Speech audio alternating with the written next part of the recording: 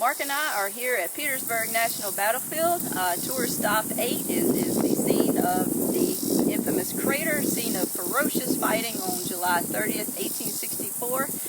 And I want to introduce you to a special guest who's going to tell us a little bit more about it. A good friend of ours for years, pride of Rockford, Illinois, and current ranger here at Petersburg National Battlefield, Rowland. Aaron. Hey guys, thank you Shelby. Hi everyone.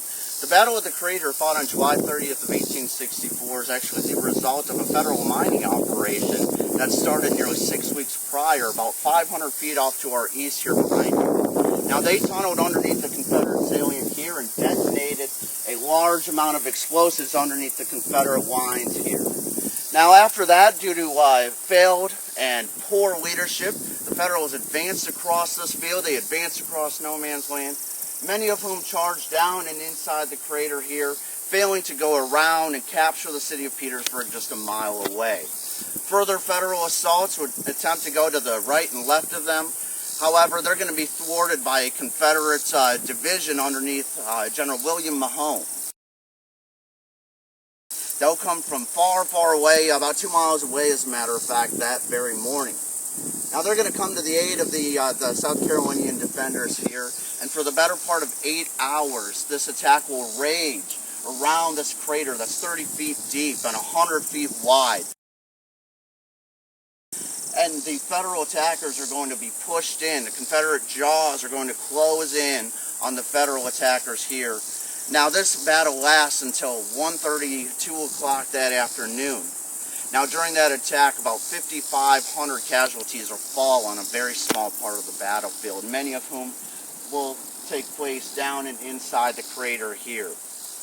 Now this attack was just one day of 292 days of siege here in Petersburg. The siege goes on, the campaign, it goes on for 8 more months until April 2nd of 1865. Now a year after that, in the summer of 1866, you're going to have burial parties that will come back, and they'll exhume nearly 700 bodies out of the crater here. And many of those are going to be buried. Many of those soldiers are going to be buried in both Poplar Grove and Blandford Cemetery.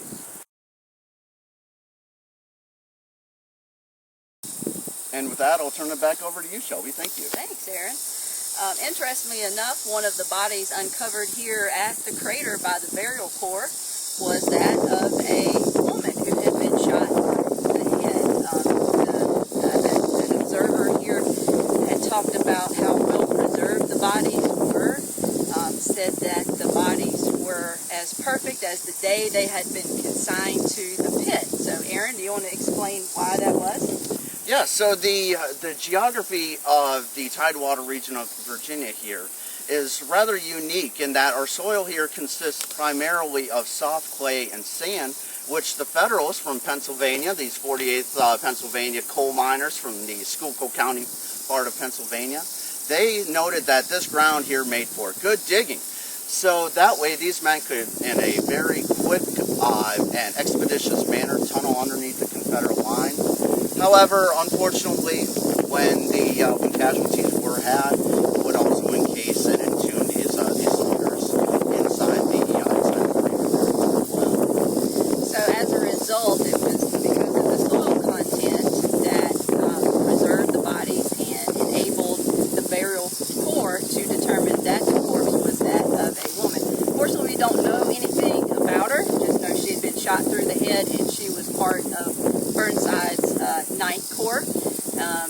It was also noted that she was taken off with her male comrades in a newly built coffin and buried with the rest, which means she probably would have been at Poplar Grove. So with that, we want to thank you for watching our video. So next time you're here at Petersburg, come find Aaron, get him to tell you a little bit more about this wonderful battlefield, and we'll see you soon.